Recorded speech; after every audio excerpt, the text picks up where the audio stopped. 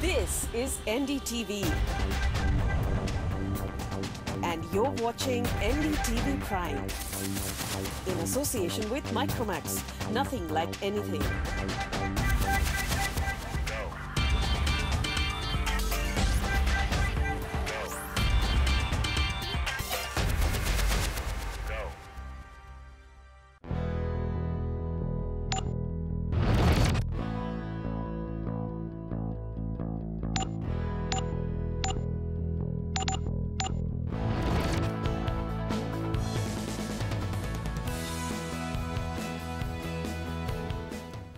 Indian students are going out in record numbers. In fact, the period 2000 to 2009 perhaps saw its sharpest increase ever in the number of Indians that are now spending to get good quality education abroad. Many of you, of course, are also aware of the NDTV Deacon Scholarship and have applied for it. So good luck with cracking that as well.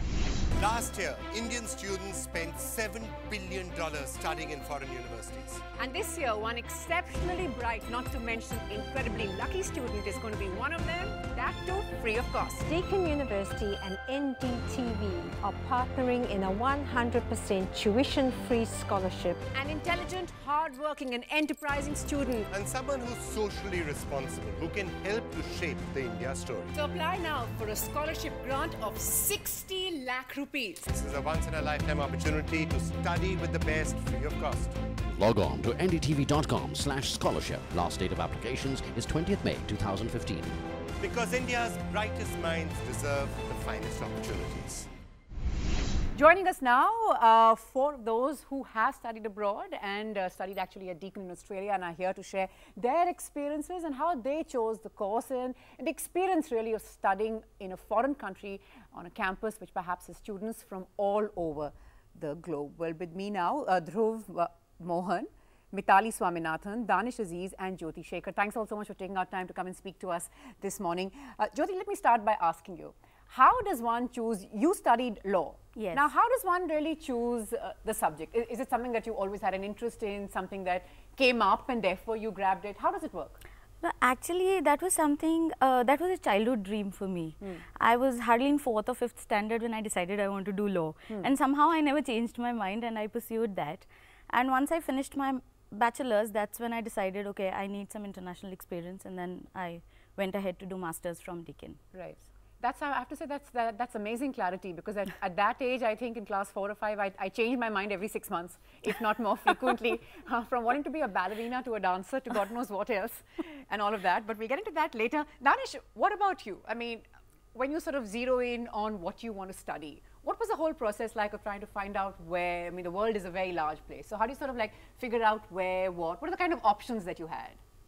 Well, I basically went to Deakin with a very specific course. It was a humanitarian leadership program and it was an executive education, so obviously not a, I did it mid-career. So there wasn't much of a choice here. I knew what I wanted. I was already doing that work and I had to kind of get into it anyways. So I chose humanitarian leadership as something I was being offered. How much are these mid-career courses, in your opinion, sort of like important for all of us to sort of keep skilling ourselves and sort of keeping abreast with what's happening globally?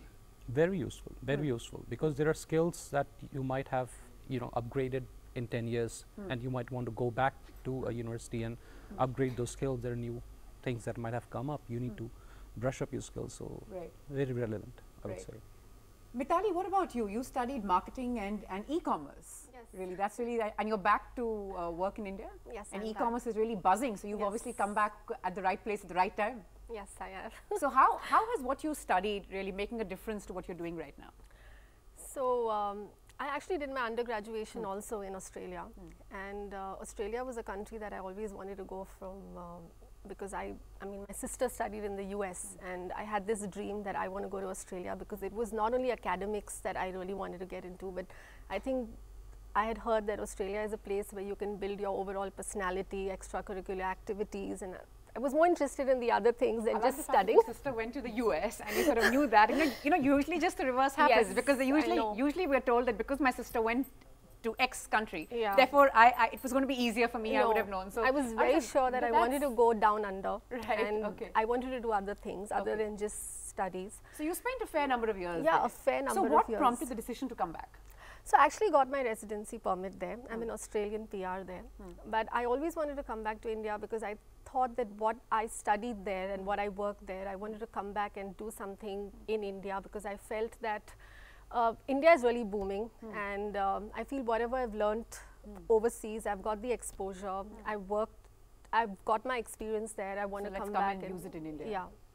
And I think what I learned in Australia, in my course, in my e-commerce and MBA, and I think I am using it a lot in my present job because at the moment I'm working with KPMG in consulting. Okay. And a lot that I learned during my course, so I am working with a lot of online e-commerce companies now, which has actually helped me to, you know, network more with my clients across the globe. Jyoti, if I can just come back to you, studied law there. Now, you know, Mitali coming back and using it here. Increasingly, we are seeing a large number of Indian students who do study abroad, maybe they're undergrad, postgrad, also wanting to come back and do something hands-on in the country. How was it in your experience, say, with your batch of the number of Indians that were there, or the number of students who were there who wanted to go back to their own country? Because very often one also sees that it's also seen as an opportunity to perhaps get a residence permit in the country that you're going to study. Yeah, so you don't find many lawyers who actually go abroad and study something and want to come back, because it actually doesn't make much sense when you actually look at it that way. But then for me, I wanted to just study there. I studied in Australia for 1 year and I always wanted to come back. My idea was, my basic undergrad was in Indian law and I wanted to pursue that. But I wanted an international exposure also, a different point of view of looking at things, of research, of, you know, it opens up your minds to different things. So, but basically it was very rare in my area of study for people to come back. And when I was doing masters, that you were going against the grain, that you were I was. People told me, or you know, why are you even doing this? It doesn't make sense. But then again, I had a lot of clarity. They do. They do. I'm sure that you got that too, and then I'll get Dhruv in. I mean, did you get that too, Dhruv? I mean, like the reason to go back. Why do you want to go back? And you've done a master's of sports management. I want to get into that a little later. But coming back, I mean, do sort of people look at you a bit strangely, even now? See, I was pretty sorted in terms of what I wanted. I think it's common to everyone here. Everyone seems was just pretty sorted, right from the beginning anyway.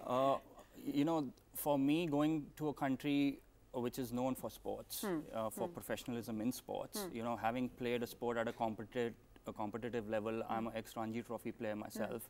So, you know, I've played at a competitive level. So, choosing a course in sports management was pretty logical because I wanted to upskill myself, right? And then when you look at a country like Australia that, you know, does well across sports, that's where you want to be.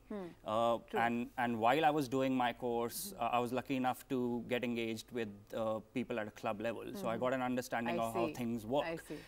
And as Jyoti was saying, so I got an understanding. I knew that I've taken that understanding and I want to come back to a country where sports is growing with each passing day. So do you find that the fact that you studied Masters of Sports Management, which perhaps is still in its very sort of early nascent stages in India, but are there enough takers? Did you find people sort of interested in what you'd studied and perhaps an opportunity to apply it here? What's been your experience of? Yeah, absolutely. You know, things are changing and, you know, it's a slow process, but we have grown in the past years. And the fact is that sooner or later, if the industry has to grow, it has to employ the right professionals. And when you get that exposure at an international level, you bring that with you. That's an interesting point both you've made and Jyoti made. Danish, I want to get you in. You know, we keep talking about this international exposure and how a bit of international exposure really helps. What would you say is the one thing that sort of really is the one thing that sets it apart from what we have here? Like a short-term course here, mid-career for you, would be, how would it compare to something that you did or something someone else could do in another place? Well, I think the word is multicultural environment. I think you, even in your work environment, sometimes, you know, you have a lot of Indians also going and working abroad. So I think if you get that sort of an multicultural international exposure at your academic level, it's easier for you to deal with that kind of a thing at a professional level. So that's one thing which we found, that you know, we did these programs with different agencies across the world, Save the Children, AusAid. So we have a certain way of working out here in our sector, and getting exposed to their methods of working. That is what I think brings in the whole value add to this sort of a program. You know. And would it be fair to say that when you go, say, for something like you did mid-career, you were very clear, you were already in a line of work and you just wanted to enhance your skills there. Then the exposure that you talk the multiculturality that you're talking about, meeting people from all over the world doing this kind of course just sort of enriches the whole experience. Absolutely, yeah. That's what, I think that would constitute a very major chunk of what you're doing over there, because they don't really teach you something very radical out there. Right, of course. Especially if you've spent like over a decade in the sector, there's nothing new you're going to learn. I would imagine. It's probably terms here and there. But apart from that, the whole way of working, how those people do their work and how is it different back in your country, and also understanding it's being compatible with other cultures, being compatible, it's sensitive to other cultures and their norms. That is, I think, one very big thing. When if you get that at an academic level in your formative years, that is definitely going to help you in your professional life, definitely. Right.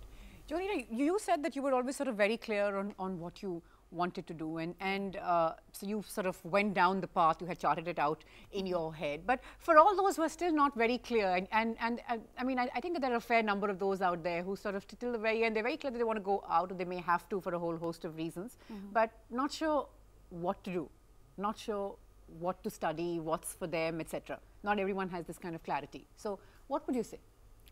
And today it's much easier to actually research. You can Google stuff, you can actually see what area interests you. Like for me, I started off when I was a kid, I started off with, I want to be a criminal lawyer because that's what people do. And I got a lot of Perry Mason novels and that kind of thing. So that was... It is quite aspirational actually. Absolutely. Yeah, I think even I was there once 20 years ago, but yes. So the entire thing was completely dramatized in my head, and that's what I wanted to do. But then gradually, yes, a lot of avenues opened up, a lot of things I saw.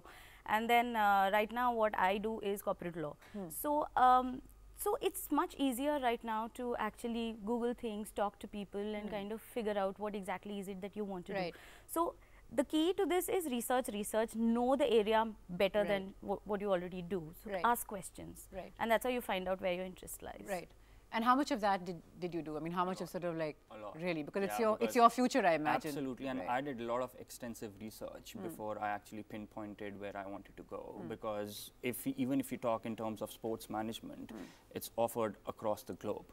I see. Right, so it's there in US, it's there in UK. So it was very important for me to, land up in a place where I was pretty convinced that I want to go and study, and that's what I did. Right. And it actually blended well because Australia is a sporting nation. Right. So for me, it was, when I land in Melbourne, I get exposed to sports across with the likes of Australian Open, cricket at the MCG, Formula One. Right. So it's brilliant exposure. Right.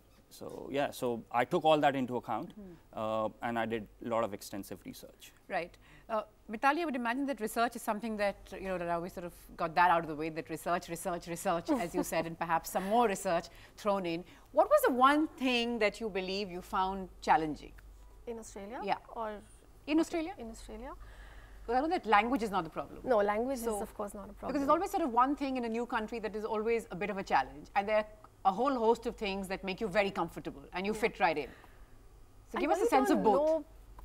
I don't think I found anything really challenging as such, because the university that I went to, because like I told you, I did my undergraduation there, so it was a smooth transition from moving from Brisbane to Melbourne.